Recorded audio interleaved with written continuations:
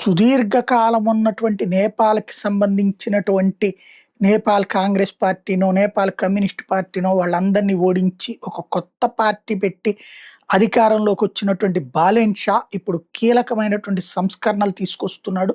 Number 1 ధైర్యంగా తీసుకెళ్ళి అప్పుడున్నటువంటి ఓలీ శర్మని, వాళ్ళ హోం మంత్రిని ఇద్దరిని బొక్కలో తోయడం ఒక ధైర్యం అయితే, ఇప్పుడు విద్యా సంస్కరణల దిశగా అడుగులు వేశాడు. యుక్త వయసులో విద్యార్థి దశలో రాజకీయాలు అనవసరం. అక్కడ రాజకీయాలు ప్రారంభమై ఇక ఆ పైన చదువులు మానేసి రాజకీయాల చుట్టూనే తిరుగుతున్నారు నేపాలీలు.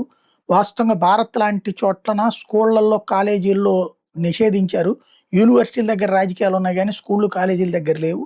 అక్కడ వాళ్ళు ఎదుగుతున్నారు. సాఫ్ట్‌వేర్‌లు ప్రపంచవ్యాప్తంగా ఉద్యోగోపాధి అవకాశాలు ఎదుగుతున్నారు.